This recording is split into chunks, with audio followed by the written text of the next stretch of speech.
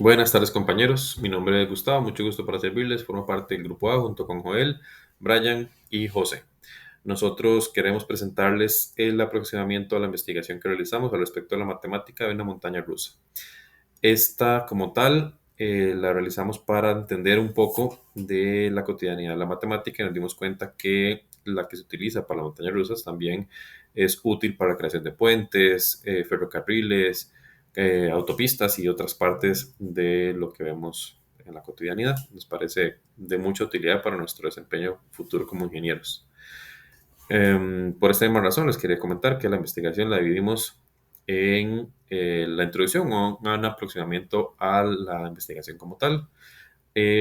Para esto también tomamos en cuenta lo que son antecedentes, la historia un poco, para ver cómo llegamos a la actualidad, a las montañas rusas que tenemos.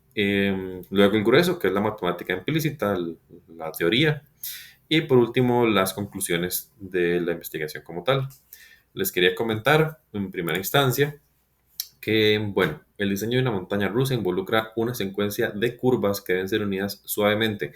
Y esto es importante que se tome porque la idea de la montaña rusa es justamente que sea emocionante, que se disfrute, que sea bonita. No puede ser demasiado agresiva porque nadie lo utilizaría o demasiado aburrida porque de ahí pierde sus sentidos. La idea es que justamente genere esas emociones fuertes, pero sin generar ningún tipo de daño a las personas.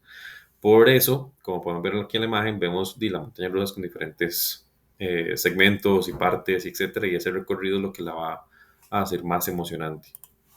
Bueno, acá pueden ver cómo tenemos una lista de conceptos claves que nos ayudan a comprender a la montaña rusa. Inicialmente, y lo que más me interesaría que les quede, es el concepto de la espiral de Euler. Básicamente, la espiral de Euler es el segmento de línea que nos permite unir una recta con una circunferencia de un círculo.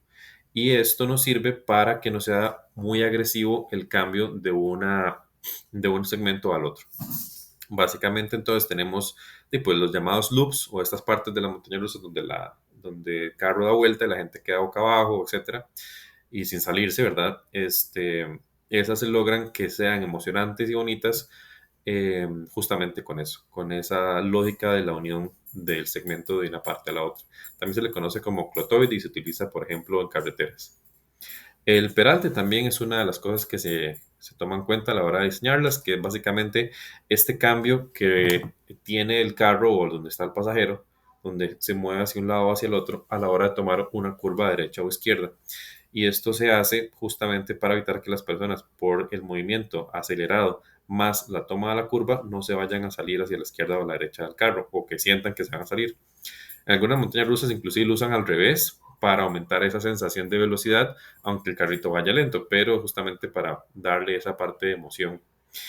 La aceleración, que esto pues va a tomar en cuenta la velocidad en la que se mueve el carrito dentro de todo el tramo de la vía, y esto usualmente se logra con el movimiento que absorbe el carrito a la hora de caer desde la parte de arriba hacia abajo de la montaña rusa. Se toma en cuenta también la fricción. Esta fricción la dan los componentes, ya sea contra la línea o justamente el carrito contra el viento. Eso puede hacer que pierda aceleración y que se pierda velocidad. La montaña rusa también se divide entonces en diferentes partes que tienen que ser consideradas, que es el carrito como tal, los materiales que se utilizan para construirlo, las ruedas, el sistema de frenado, el ascensor, que es lo que puede producir el aumento de altura del carrito en diferentes partes de la montaña rusa. Y por último, les quería mencionar los segmentos de la montaña, que ya lo vimos un poco, que es básicamente las rectas, las curvas y los loops. Por supuesto, por último, el frenado. Todo esto nos sirve entonces para comprender cómo es que se calcula entonces la trayectoria del vagón, del inicio hasta el fin, considerando las fuerzas y variables que intervienen en este proceso. Continuamos entonces con la parte de historia y antecedentes.